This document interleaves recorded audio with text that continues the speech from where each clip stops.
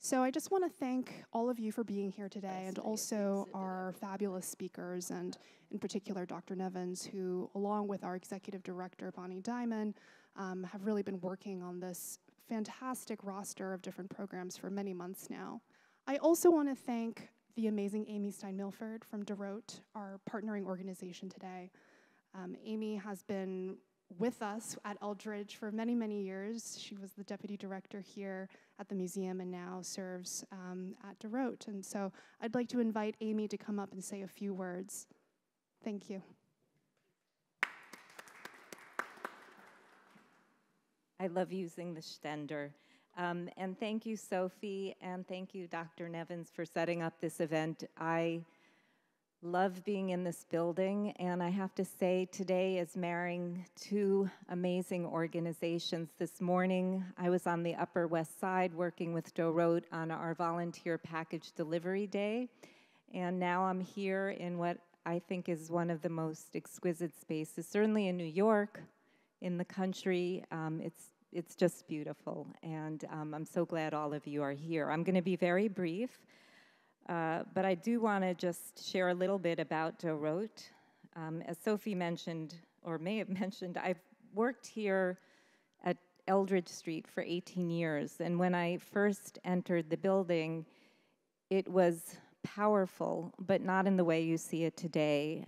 There were no stained glass windows, there were no etched glass chandeliers, and there was very little trace of the beautiful hand painting that you see here. What I walked into was a place that was exposed to its very bones, to the lath and plaster. And if you see upstairs, those on my right can't see it, you can see what much of the sanctuary looked like. So you're sitting in a space that has been meticulously and lovingly restored by the museum at Eldridge Street.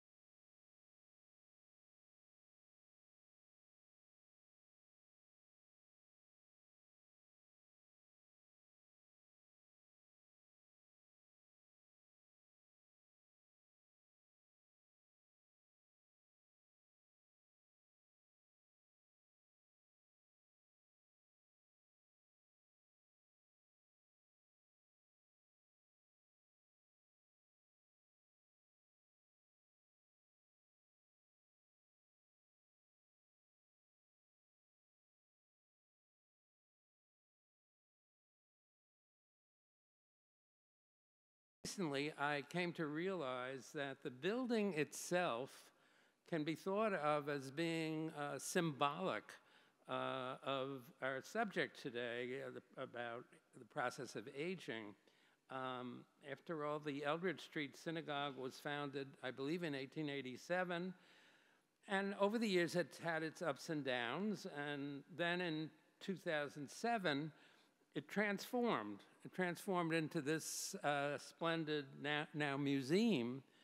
And similarly, an inevitable challenge for all people, or most all people as they age, especially when they reach retirement age, is how to successfully transition to the extent that health and wealth permit.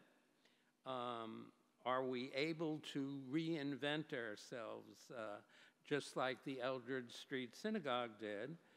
And if we're lucky, perhaps even arrive at something better. And to underscore that idea, just look up at Kiki Smith's beautiful stained glass rose window. It was installed in 2010. As Amy just described to us, the place had fallen into disrepair, and after many, many years, all of a sudden, it was restored to something better. And consider how it and this place then are examples of metamorphosis, successful metamorphosis late in life. So throughout human history, people have strived not merely to survive old age, but perhaps even to prosper. And conversely, these days, as we all know, the subject of so-called ageism has become politicized, and the media has been obsessed with the competencies of certain senior officials. Some of you may have seen the New Yorker cover cartoon recently by Barry Blitt that showed Joe Biden, Donald Trump, Nancy Pelosi, and Mitch McConnell all with dazed expressions on their faces and pushing walkers. So my first response was amusement, but in truth, it was a blatant example of what's called ageism. Obviously, none of them use walkers, and all of them still appear to be cognitively intact, at least most of them. Sorry, I couldn't resist. So I'll be talking more about ageism during our first virtual conference that'll be held on November 29th, on a Wednesday. And some of you will Zoom in for that, or can Zoom in for that, as well as for the 3 programs that will follow. Recently, one of today's panelists, Dr. Rosanne Leipzig, was quoted in the New York Times saying that there's no group of people who are more different than older adults, right? And in other words, each of us has a unique narrative, and so it's difficult to generalize. A former colleague of mine, Dr. Joanne Lynn, once wrote, "We are all old people in training." And if that's true, then whatever your current age may be, now I'm speaking to my children and grandchildren here, if that's true, then whatever your current age, our program today should be relevant sooner or later.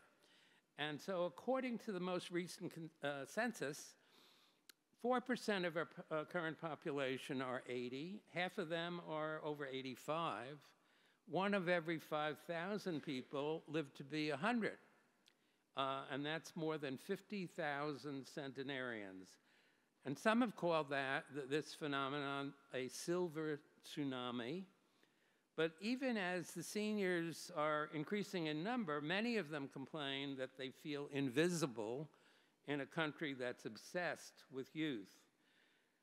So, of course, how each of us handles old age depends on circumstances, but also it's a societal problem that needs to be confronted.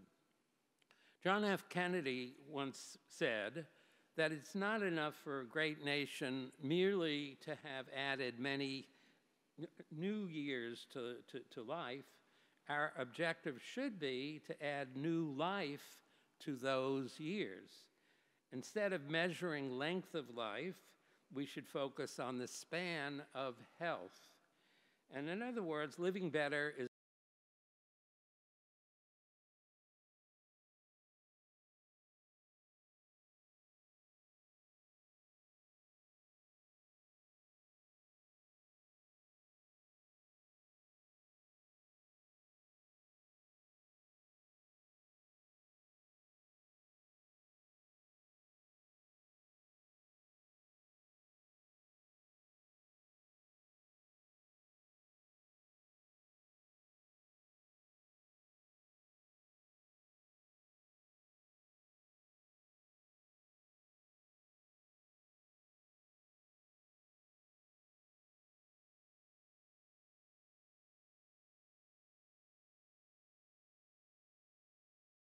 zones, incidentally, are in Sardinia and Costa Rica and Okinawa, and the only one in the United States is Loma Linda, California, which apparently is notable because of its Seventh-day Adventist population.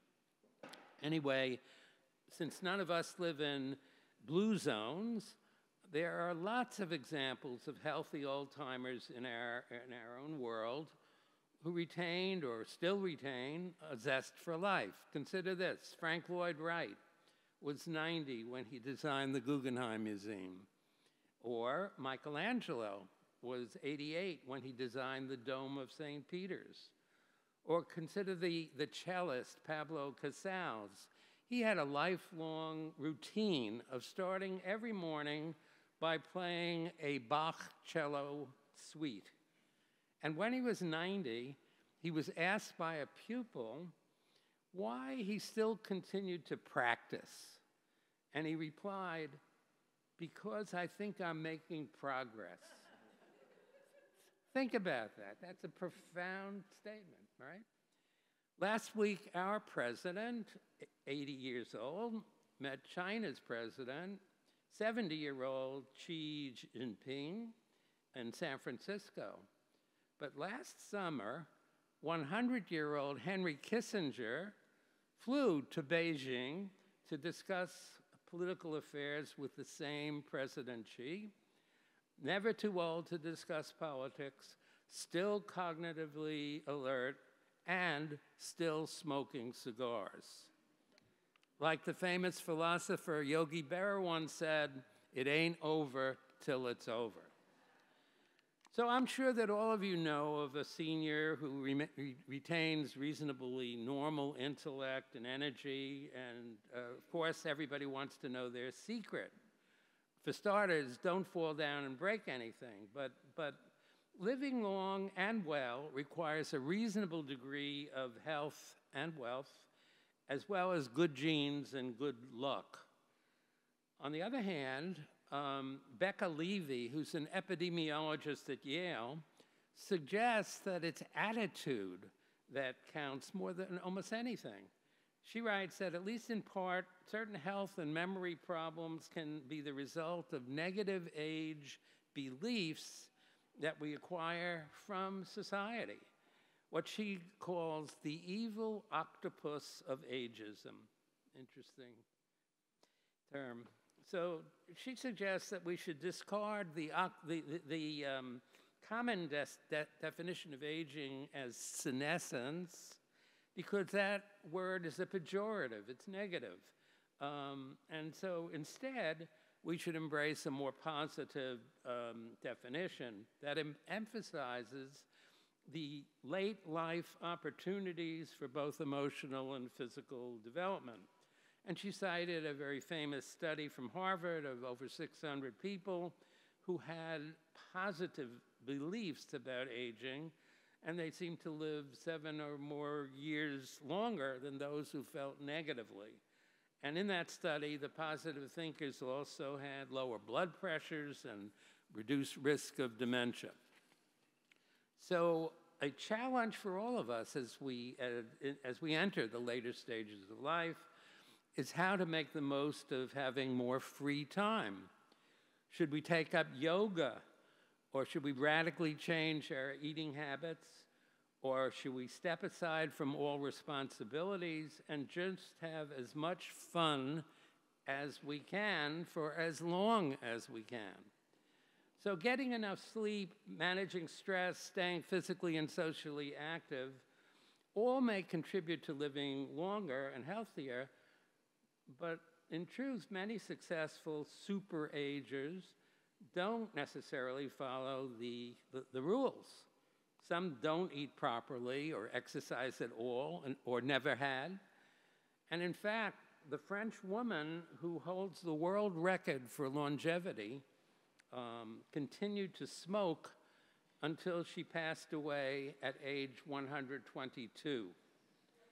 So there are no easy answers, despite all the promoters and hucksters who claim to know better and are eager to sell something. This afternoon, I expect that, among other things, we'll consider how to reconfigure our later years. And indeed, these days, many people are casting off stereotypes and pursuing approaches that involve continued intellectual activity and growth during elderhood. An English writer by the name of Joseph Pearce once described old age as being an intensely exciting time of exploration and reinvention. And he concluded, if this is old age, give me more of it. Well, I have to point out that he wrote that when he was only in his mid-60s, and it would be interesting to learn whether he still held to that opinion when inevitably he confronted unavoidable health. But I do like his optimism. So for today, I've invited three, I think, optimistic, certainly accomplished and articulate people to discuss aspects of aging from their own personal and professional perspectives. Incidentally, we haven't rehearsed. The program's unscripted. I have no idea what they're going to say. So, in fact, I'll be interested to learn whether their insights align with my own thoughts, which, after all, are based on 87 years of experience. So after each panelist described some of their thoughts, I've prepared a few leading questions that I might invite them to discuss, and I think there'll be abundant time after a while for a Q&A from the audience. And we'll have a microphone to pass around, or if you are shy about speaking in public, we'll have some index cards that you could scribble on. So let me begin with very brief introductions of the three panelists in the order that they'll speak, which is going down the line. And the first one is very well known to me, and that's because he's my son. And I believe there's nothing wrong with a little nepotism. I do not apologize for that. Rabbi Daniel Nevins currently heads the Golda Och Academy, which is in West Orange, New Jersey. And although he works essentially not essentially, but entirely with school children, he's had many years of experience working with adults and elders. For 13 years, he served as the dean of the Rabbinical School of the Jewish Theological Seminary here in Manhattan, and before that, for 14 years, heading a large conservative synagogue in Farmington Hills, Michigan. Dare I say that he had lots of opportunities for extensive funeral orations for senior congregants. But Dr. Loren Greene is a specialist in endocrinology, diabetes and metabolism, long experience, clinical experience at NYU Langone and teaching at their Grossman School of Medicine. Loren also has a master's degree in bioethics. And for more than 20 years, she ran a monthly colloquium in that discipline for students from NYU's Graduate School of Arts and Sciences. And for sure, there are numerous ethical challenges that emerge during one's later years, and I'd be interested in learning her perspective. And Dr. Rosanne Leipzig is an authority on aging who currently serves as Vice Chair of Education in the Geriatrics Department at Mount Sinai Hospital. She's a prolific author, and her most recent book, Honest Aging, which is an insider's guide to the second half of life, describes what to expect physically and emotionally as we age. Martha Stewart called it essential reading for anyone who is growing older or whose loved ones are growing older. In other words, for all of us. And if you're not keen on reading her lengthy book, you can listen to Rosanne's on YouTube describing her experience and ideas on various webinars. So that's more than enough from me. So let's get started with Rabbi Nevins. Okay. Thank you. Thank you. Good afternoon, everybody.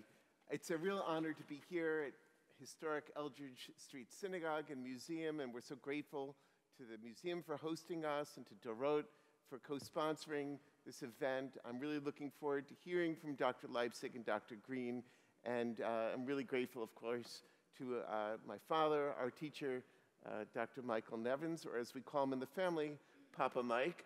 And quite a few of Papa's people are here.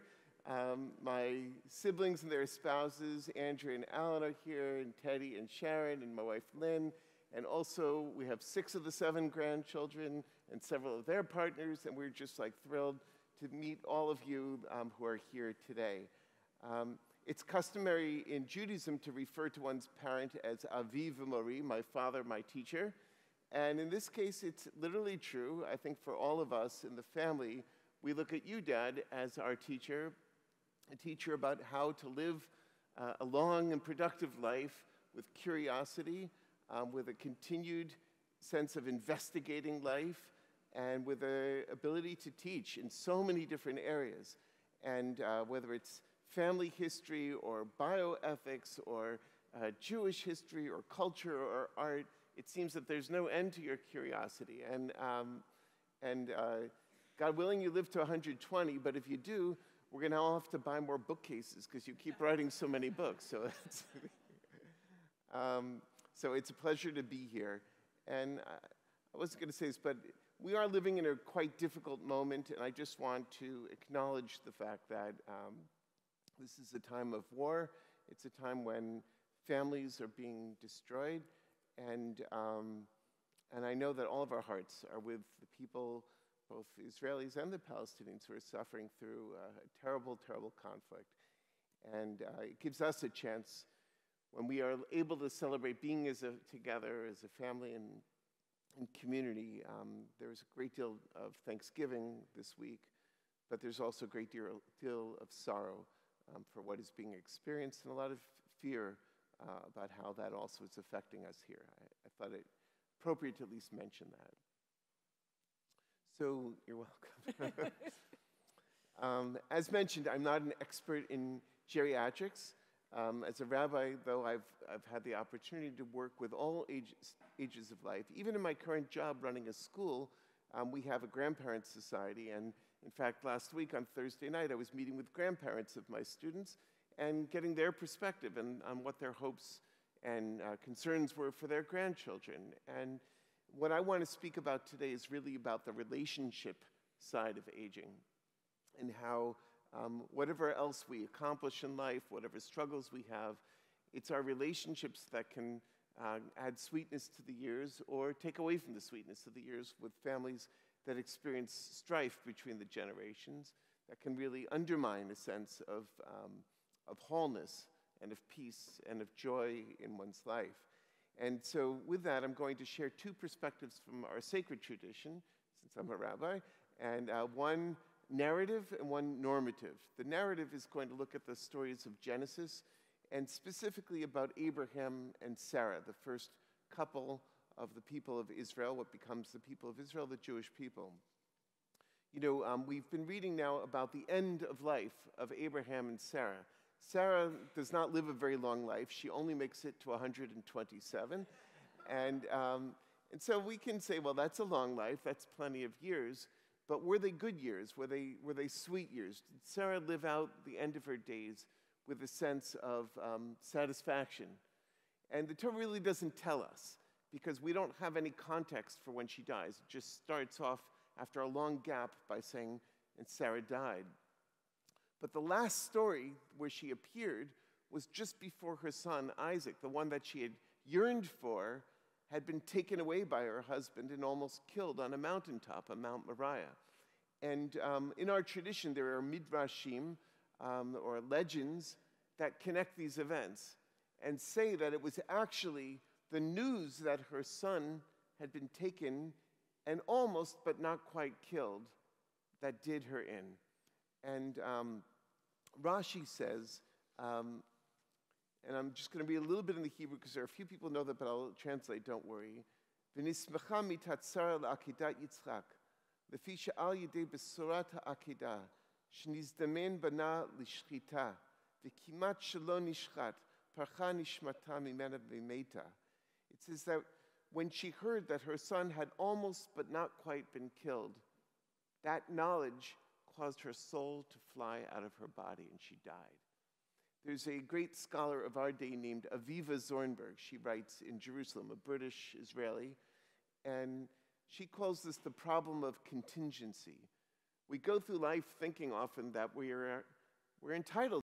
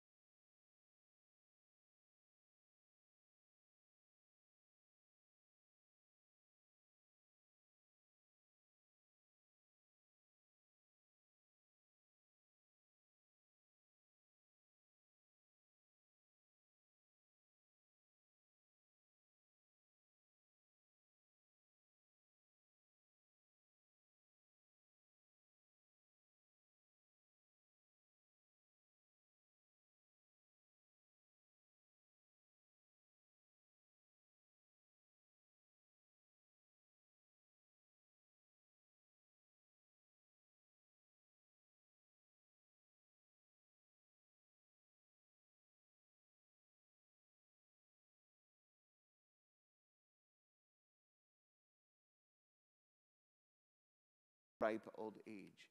So on the narrative level, I guess what the Bible is trying to teach us is that aging well is a lot about our relationships and being able to reach a sense of peace with the people who are most important to us in our lives. The other thing I wanted to share is the normative perspective, which has to do with law. And in Leviticus, we are told, rise when you encounter the elderly. And it says, V'hadarta pnei zaken, make the face of the elderly beautiful. What does it mean to make the face of the elderly beautiful? To make them shine, to make them radiant? Well, it seems to have to do with two of the commandments that children are given about their parents. In the Decalogue, in the Ten Commandments, we're told, Kaved et avicha v'et imecha, honor your mother and your father. And in Leviticus chapter 19, we're told, revere your mother and your father. Ish imo v'aviv tirau. The rabbis want to know, what are these two different verbs saying? One has to do with honoring, one has to do with revering. And they said, as they often do, that one is about negative things to avoid and one is about positive things to do actively. The negative is avoid embarrassing your parents, especially in public. Contradicting them, for instance. Sitting in... Their job is to embarrass you. Well, my father's not doing a good job.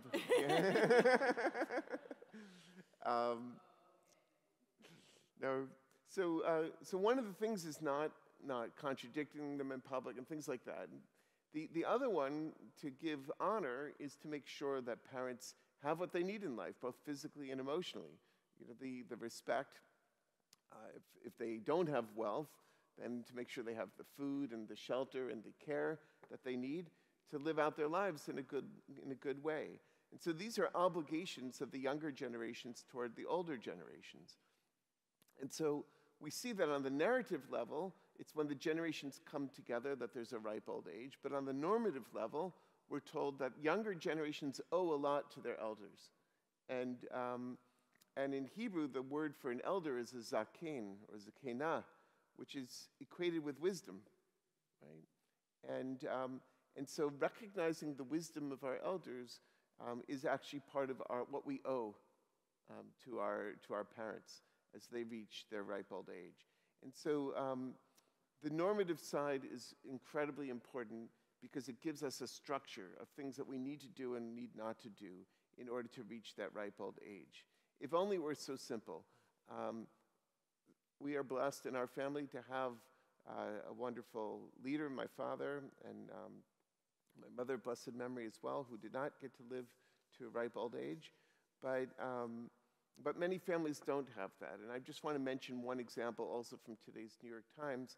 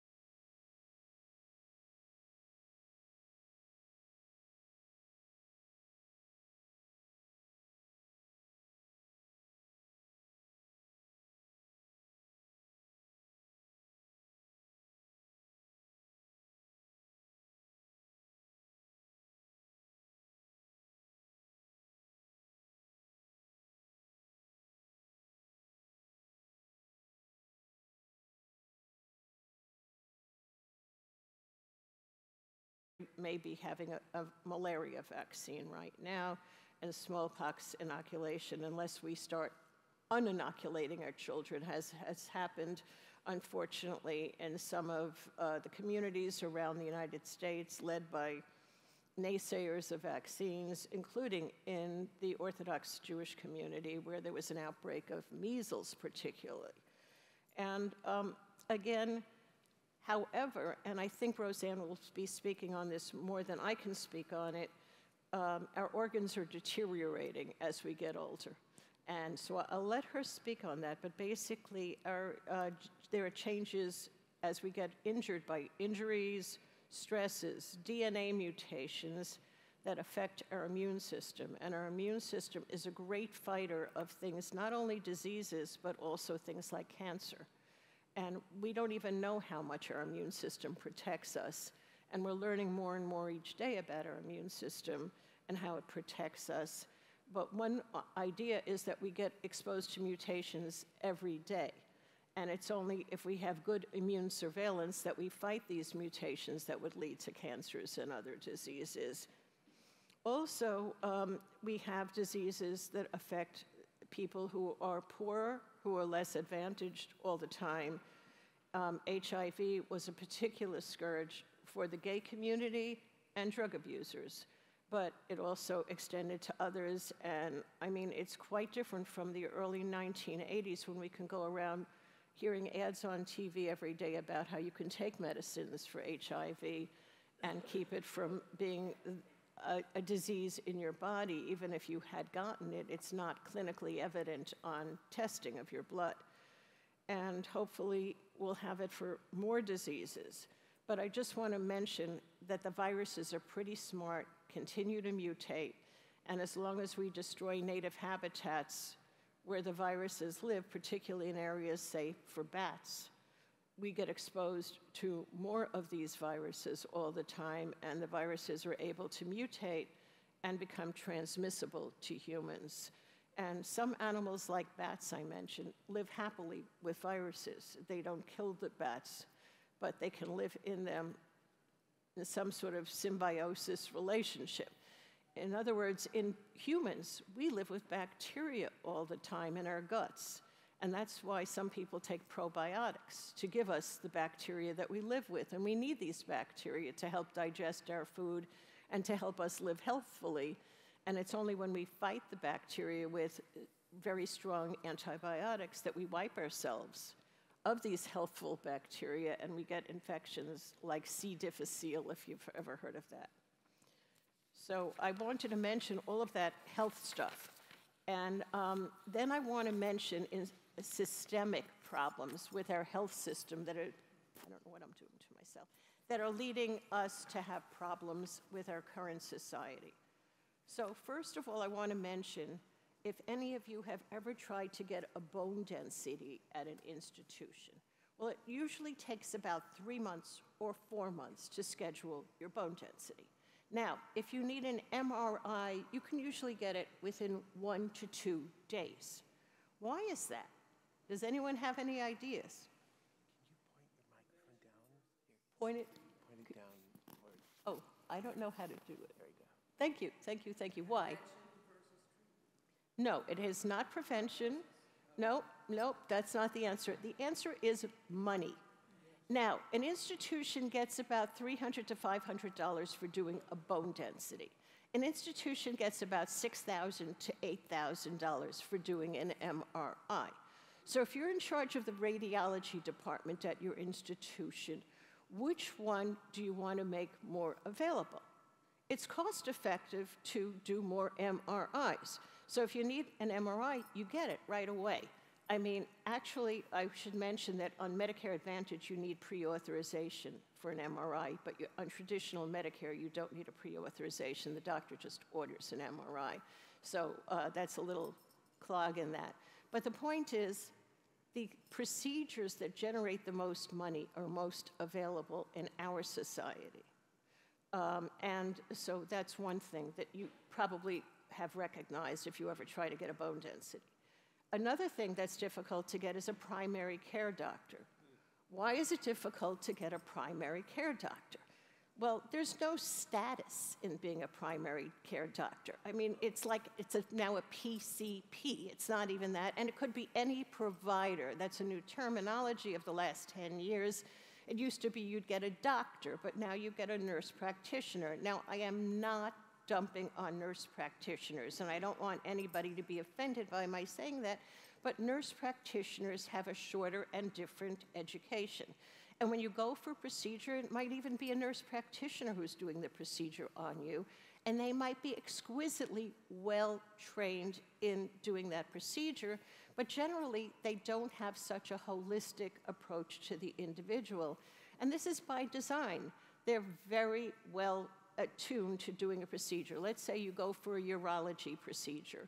So someone can do stick a tube up your urethra to get it into the proper place, and it might be a doctor, it might be a nurse practitioner who are paid less than a urologist, so it might be more efficient to use the nurse practitioner who probably does a fabulous job at doing your cystoscopy. But they don't think outside the box as well in general. And again, I apologize to those nurse practitioners who are much more holistic than I'm expecting, because they stay in a narrow area. They choose to be in a narrow area. They're well compensated in the narrow area. And when the problem is slightly out of their box, they generally don't deal with it as well. And it also happens now to doctors. They don't have the time in the institutions to deal with you. In most of the institutions in New York City, and I have not done a particular survey, doctors get about 20 to 15 minutes to deal with you as a primary care doctor. Why? Because they're not important. They're important as the referral source to the institution to get you some procedures. So if they can order an MRI within their 15 minutes, they've done a great job. That does not mean they talk to you or listen to your concerns, but they are serving the function of the institution or of corporate medicine, and that's what it's all about. And so if you want somebody to listen to you, you generally need to pay more money, because you're not going to get it in the institutional person who is designated to be a primary care doctor, and the next appointment with a primary care doctor, incidentally, is 5 months from now, but you can sign up for it right now. Now, on the other hand, medical students are choosing not to go into primary care. Why not? Well, they're really smart people, very smart people, and they usually care a lot about people to go into medicine, and I'm not saying they're not caring or they're not smart, or they're not anything, but they realize what's going on beyond medical school. Some of them graduate with medical school with debts of about $300,000 that they have to figure out, and even if they have lesser debts, or NYU now has a program with no debt at all, but that's a different story, but it leads to the same selection. So I would hesitate to say that the students who are graduating with no debt at all are still having the same societal economic forces thrust upon them, whether they have a big debt or not. And so they're choosing not to go into primary care. If they go into internal medicine, they quickly choose a specialty that makes money. What makes money? Procedures. Everything is procedures. If you can stick a tube into somebody, if you can put a robot into people, if you can do something like that, it's amazingly profitable. I mean, I say one day with artificial intelligence and with off-seeing care, maybe one day you'll get a robot hands put on you, and somebody in some far-off third world country, or developing country, if I'm saying it politically correctly, will be putting on the robot hands, and there'll be a technician in the room to make sure the robot's going in the right direction. But that may be a way of decreasing the price of medicine, and radiologists are now facing loss of income because some of this stuff is being overseen or, gotten away. So if you can get the best income in primary care, like in family medicine, internal medicine, or pediatrics, your income will be somewhere between $250,000 to $275,000 a year, which is not a bad salary, but just the same. When you look at the compensation for a cardiologist is over $500,000, or an orthopedic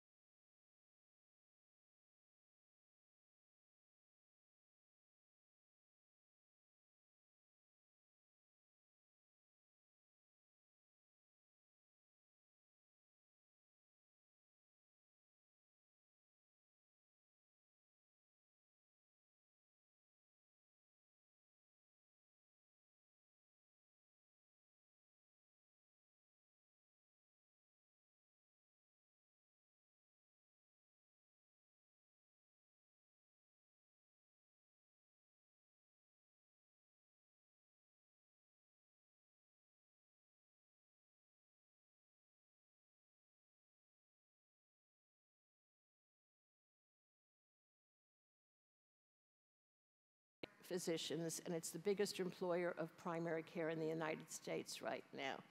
All of your drugs are coming from the 3 major primary PBMs, and I think that's sad. And my last thing I'm going to say is Medicare Advantage. If you have enough money, please don't get into Medicare Advantage, because everything is privatized. It's privatized Medicare, even Part A of Medicare.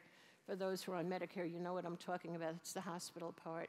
And they send you to hospitals that contract with the insurance companies that will accept less money. You can go to narrow networks of doctors. You get narrow drug formularies. And finally, your end-of-life care goes to inferior nursing homes that will accept less money. End of my talk. Thank you. Thank you.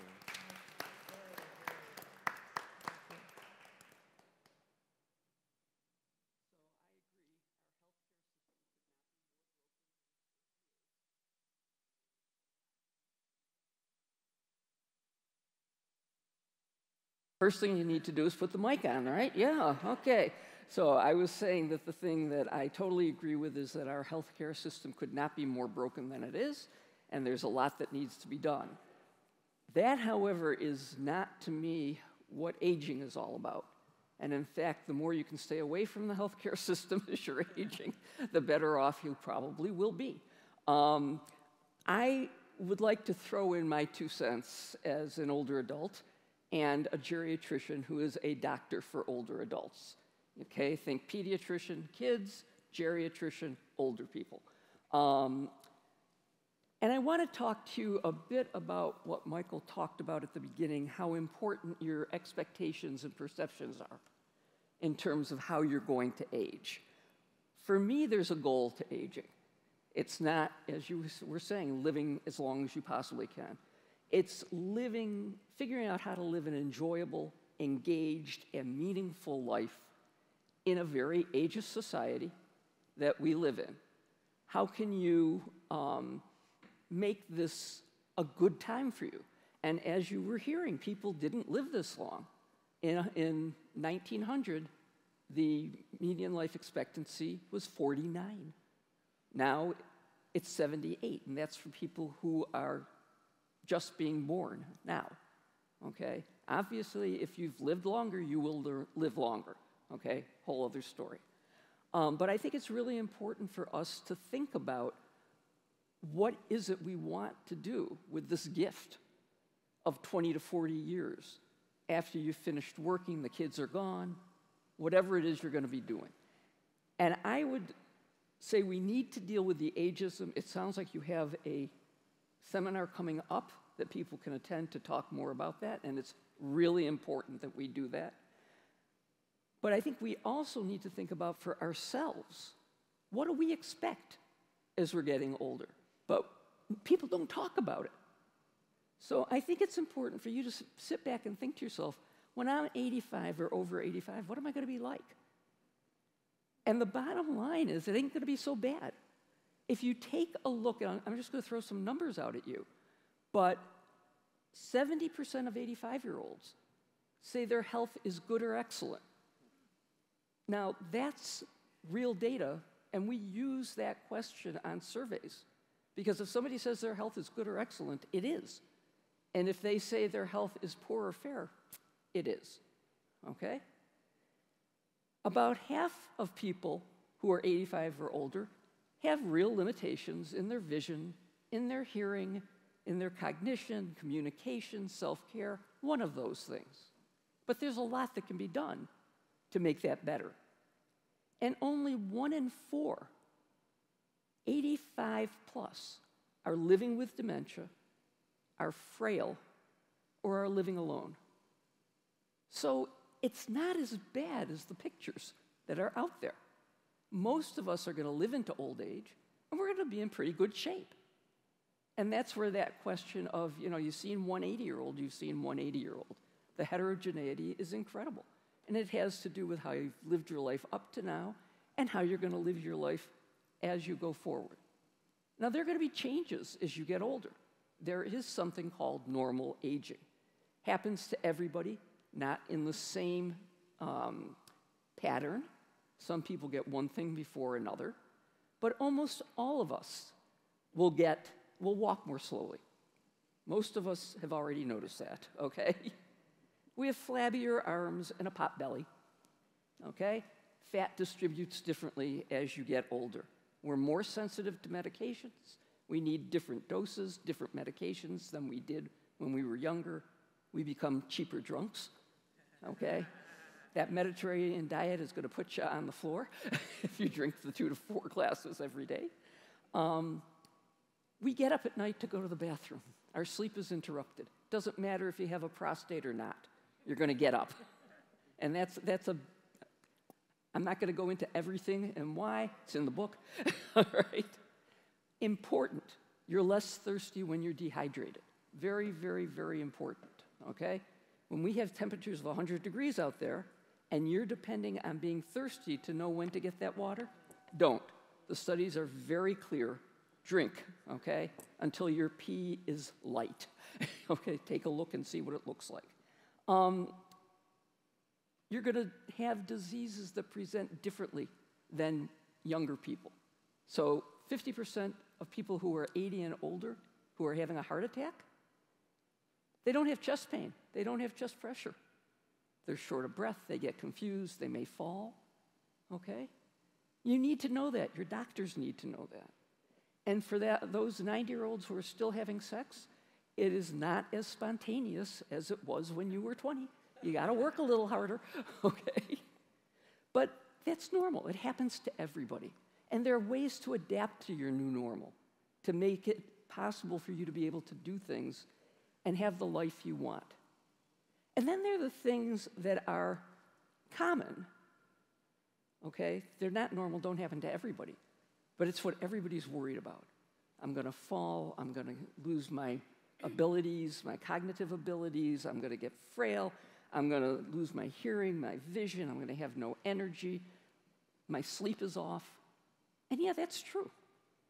And it happens for lots of different reasons. And the older you get, the more things contribute to each of these. And the good news is that we can then tweak a lot more things and get you back to a better place.